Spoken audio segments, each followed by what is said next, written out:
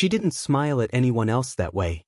It was a small, knowing curve of her lips, the kind that made it hard to breathe, because you weren't sure if it meant come closer or don't even think about it. Elena. Everyone at the gallery called her Mrs. Ward, the owner's wife, but that name never fit her. She carried herself like someone who'd already lived 3 lives and had no patience for pretense. She didn't need to raise her voice to draw a room's attention. She just had to glance in your direction and the noise softened. I'd been working there barely 3 months, assistant curator, glorified errand boy, and every day I told myself to stay out of her orbit. She had this quiet gravity about her, like standing too close might change something in you. It started the afternoon she lingered after closing. Everyone else had left. The gallery was mostly shadows, the air smelling faintly of varnish and coffee that had gone cold hours ago. I was rearranging a series of canvases, trying to look busy, when I felt her presence behind me, not a sound, just that slow awareness that someone's eyes are on you. "You always stay late?" she asked, her tone light but not casual. I turned. She was leaning against the doorframe, jacket draped over her arm, hair slightly undone in a way that didn't look planned. Her lipstick had faded, not smudged, just softened. "I like finishing things," I said, which wasn't true. I stayed because she did. She stepped closer, her heels quiet on the wooden floor. "That's rare." I wanted to ask, "What is?" but her gaze made the question unnecessary. She was studying me like she studied art, with that faint squint, as if looking for the flaw that made it real. Her hand brushed the corner of a canvas near mine. "You hung this one too high." I moved beside her to adjust it. Our shoulders almost touched. The air between us felt heavy, not from heat, exactly, but from everything unsaid. She reached out, steadying the frame with her fingertips, and when her sleeve slipped down, I saw the thin silver bracelet on her wrist. It caught the light and trembled slightly as she exhaled. "Better?" I asked. "Almost."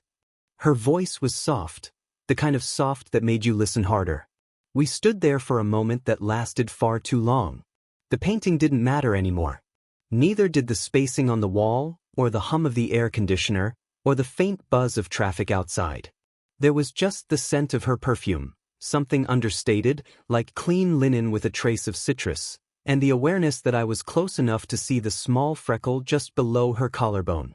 She noticed me noticing. Her eyes didn't narrow or pull away, they waited. "Don't look at me like that," she said, but her voice betrayed her. It wasn't a warning.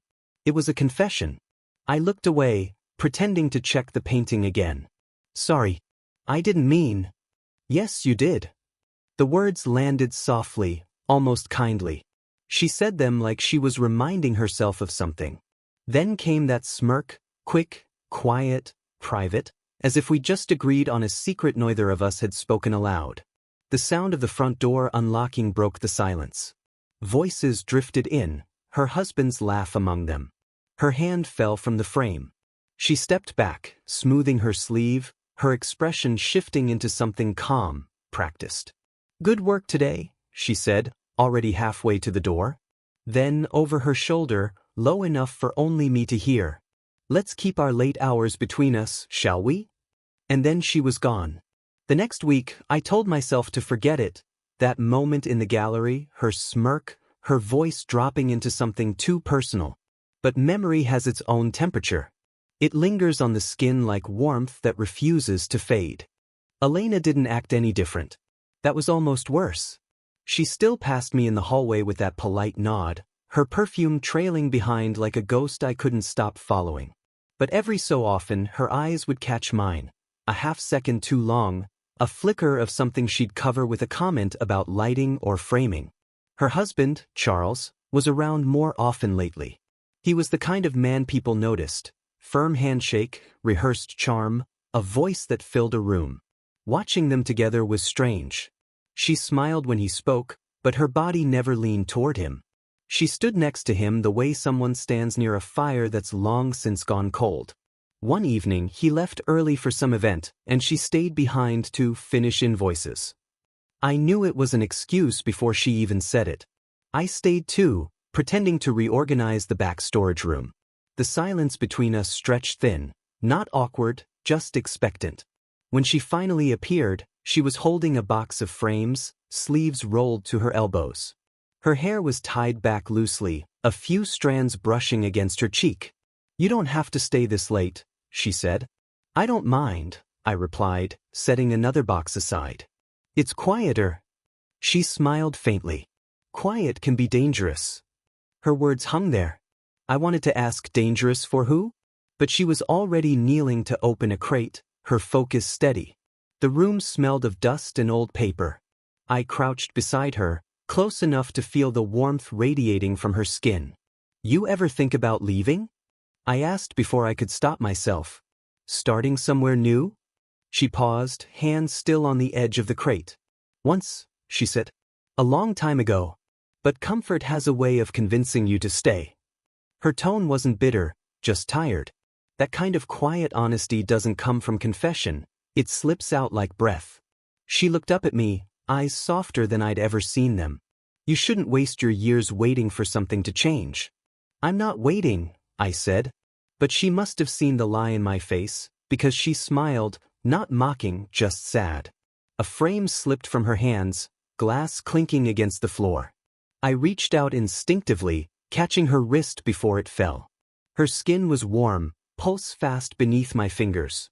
Neither of us moved. For a heartbeat, the world narrowed, just her breath brushing my cheek, the faint tremor of her hand under mine, the way her eyes flickered between my mouth and the space just beyond it. Then she eased her wrist free, slow, deliberate. "Careful," she whispered. "Some things break too easily." But when she stood, she didn't step away right away. She let her hand rest, just briefly, on my shoulder. A touch that wasn't meant to stay, yet did. When she finally turned to leave, I could still feel the shape of her hand there. It was the first time I realized how much distance can ache, even when you're standing inches apart. It started raining just before closing, a slow, steady rain that blurred the streetlights into halos. The kind of weather that made people rush home early. By 7, the gallery was empty except for the two of us. Elena stood by the front window, watching water trail down the glass. Her reflection looked softer there, younger somehow. She didn't notice me approach until I was close enough to see her shoulders rise and fall with a long breath. "Everyone's gone," I said quietly. She didn't turn. "I know." The lights hummed overhead. Outside, a car passed, its tires whispering through puddles. Everything felt suspended, like the world was holding its breath. I stepped beside her. The smell of rain clung to her, damp wool, faint perfume. Her fingers tapped against her arm, restless. "You shouldn't stay this late," she murmured. "I could say the same to you." That made her glance up. For a moment, our reflections met in the glass instead of our eyes. Two outlines too close, too uncertain. "Elena." She turned fully then, as if hearing her name out loud broke something open. Her gaze dropped to my mouth, then back to my eyes. Her breath caught just slightly. And then, the sound of the door handle rattling. We jumped apart. Her assistant, Marla, poked her head in, umbrella dripping on the floor. "Oh, sorry. Didn't know anyone was still here." Elena's voice came too quickly. "Just locking up." Marla nodded, oblivious, grabbing her purse. "Storm's picking up. You two should go before it floods." When she left, the echo of her footsteps felt louder than it should have. Elena exhaled, pressing a hand to her temple. "She's harmless," I said. "That's not the point," she replied, voice low. "People see what they want to see." Silence. Just the rain. She went to turn off the lights, and I followed, wordless. When she reached for the switch, her hand brushed mine. Neither of us moved. The gallery sank into dimness, the last light coming from the window, a thin silver-blue glow. "You make it hard to remember where the line is," she said finally. "Maybe the line moved," I whispered. Her eyes found mine again. "Don't." But she didn't step back. She didn't pull away when I tucked a loose strand of hair behind her ear, fingertips grazing her skin. Her eyes fluttered shut for half a second, an eternity disguised as breath. "Elena." "Don't say my name like that." The distance between us closed to almost nothing. I could feel the warmth of her exhale, the tremor beneath restraint. She looked at me like she was fighting herself and losing. Then her phone buzzed. The sound snapped the air apart. She stepped back fast, fumbling for it. The screen lit her face. His name. Charles. Her thumb hovered, then silenced the call. She didn't answer. When she looked back at me, something in her eyes had changed, not colder, not softer. Just raw. I need to go, she said. But before she did, she reached out, fingers grazing mine, barely a touch, but enough to pull every thought from my head. Tomorrow, she whispered, not quite a promise, not quite a goodbye. And she left me there, the rain still falling, the air between us electric and unfinished. It was supposed to be a normal day. People came, browsed, left polite comments about the new exhibit. Elena floated through the room like always, poised, collected, but I saw the small tells. The way her hand lingered too long on her necklace. The way she avoided my gaze whenever someone else was watching. When closing time came, she didn't tell me to leave. She just waited until the last visitor stepped out, then quietly locked the door. The gallery dimmed again, that same quiet as before, heavy and deliberate. Rain had given way to heat. The air felt close, like it hadn't moved in hours. I can't keep doing this, she said, voice low. I thought she meant the hours, the secrecy. But her hands said something else, gripping the edge of the desk like she needed to anchor herself. Elena! Don't. She shook her head, eyes closing briefly. Every time you look at me like that, I forget who I am supposed to be. I stepped closer. Maybe that's not a bad thing. She laughed, but there was no humor in it, just tension, tight and frayed. You think this is simple? No, I said. But it's real. That word made her flinch. She turned, finally meeting my eyes. You don't know what I've given up to survive this long without wanting something that could ruin me. The air between us changed then. The distance collapsed. She didn't move away when I reached out, just breathed shallowly as my fingers brushed a strand of hair from her cheek. Her skin was warm, pulse visible just beneath the surface. Elena, my voice came out softer than I meant it to. Her hand came up, almost unconsciously, resting against my chest. She didn't push me back. She just stayed there, feeling my heartbeat against her palm. You shouldn't look at me like I'm something you can save, she whispered. I don't want to save you, I said. I just want to stop pretending I don't. She didn't let me finish. Her fingers tightened on my shirt, pulling me closer. The breath between us disappeared. Her eyes flicked to my mouth, once, twice, before closing.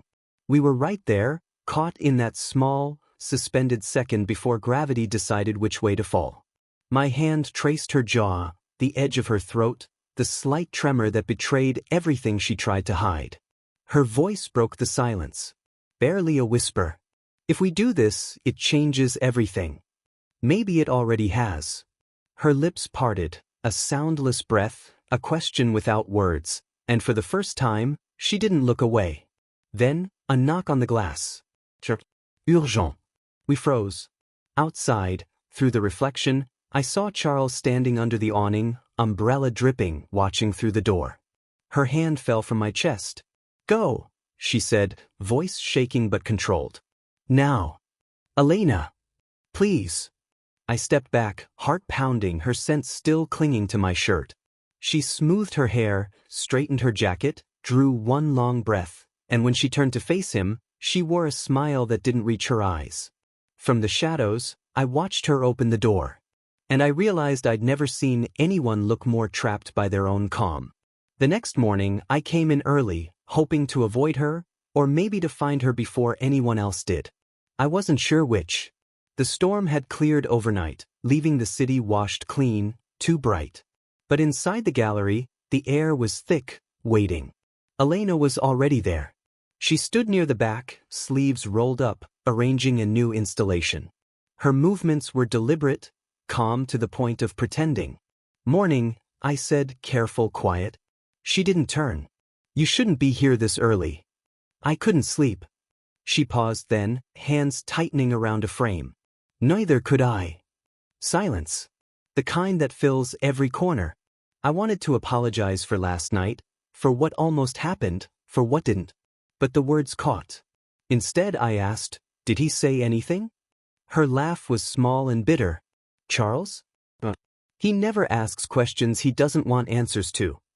There was more in her tone than she meant to give away.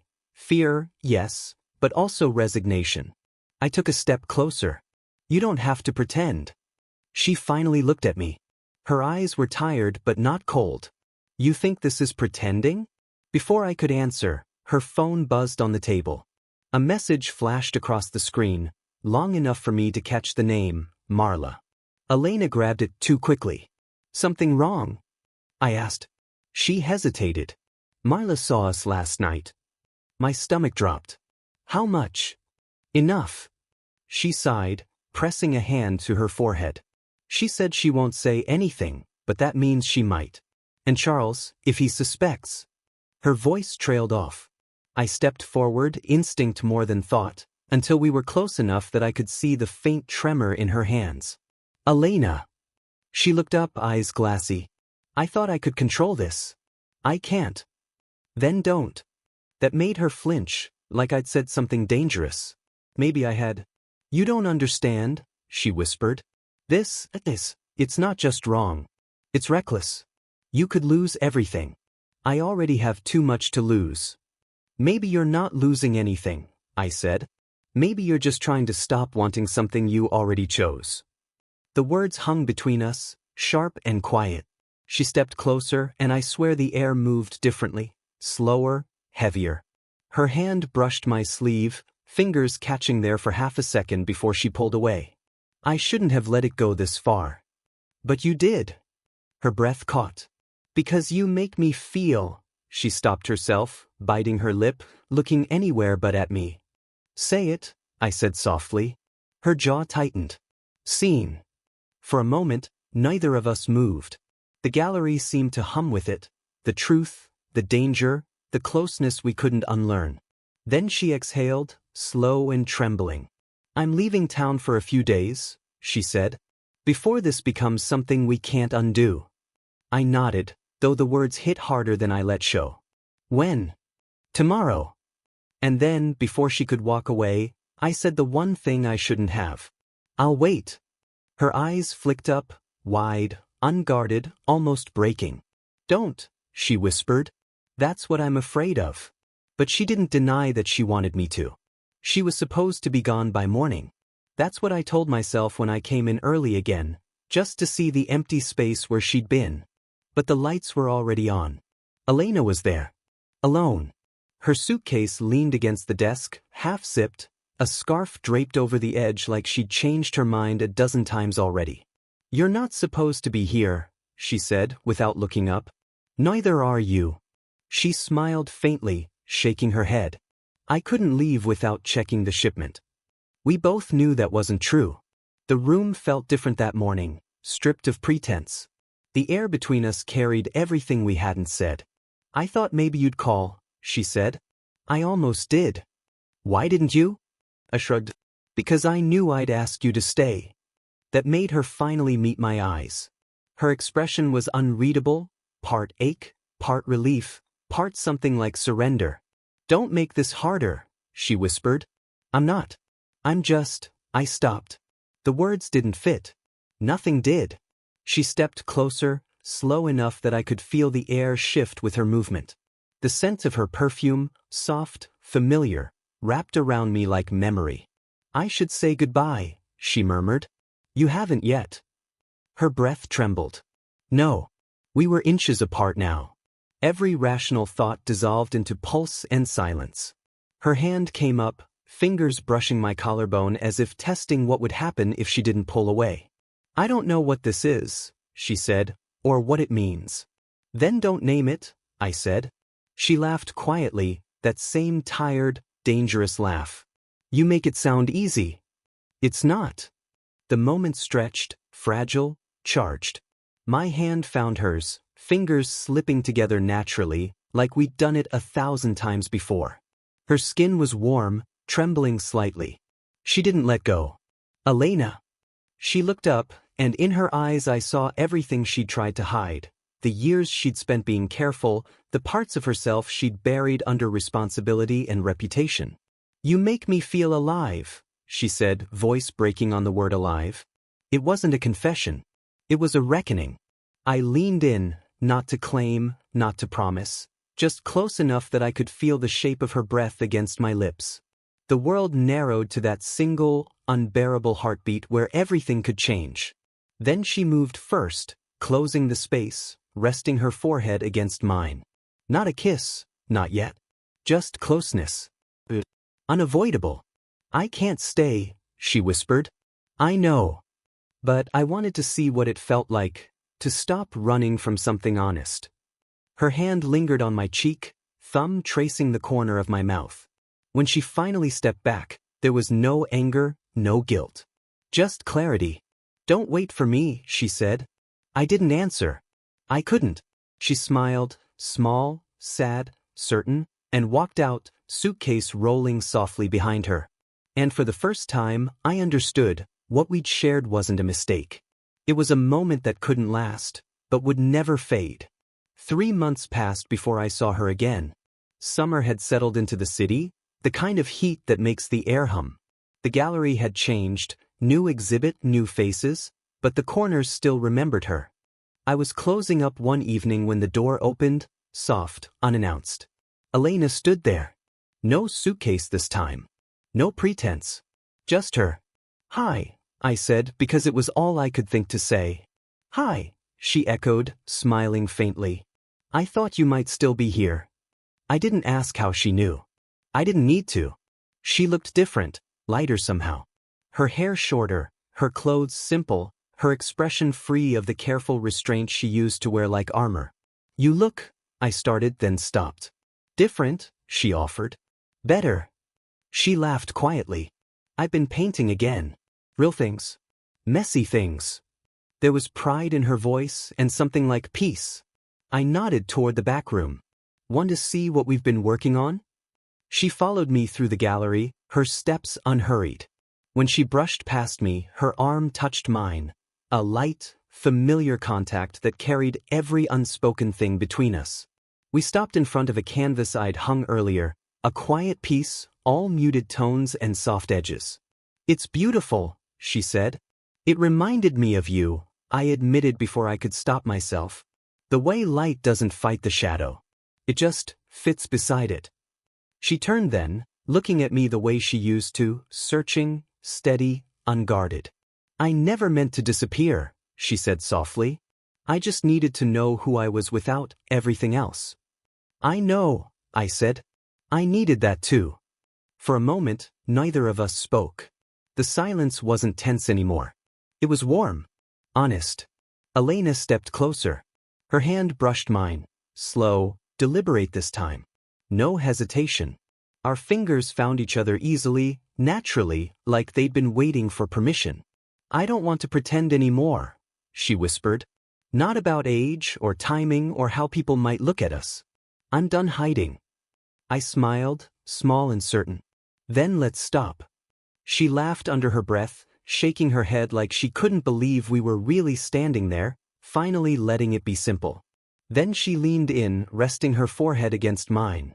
The same gesture that once felt like goodbye. This time, it felt like home. No words. Just closeness. The soft rhythm of her breathing. The quiet that came after too many unsaid things finally found their peace. When she finally pulled back, her hand stayed in mine. "Do you still wait too long to finish things?" she asked, smiling. "Only the ones worth finishing," I said. And for the first time, she didn't walk away. We turned off the lights together, the gallery fading into dusk. The rain had started again outside, gentle, familiar, but neither of us hurried to leave. Some things don't need to be declared. They just need to be held. Did you enjoy the story?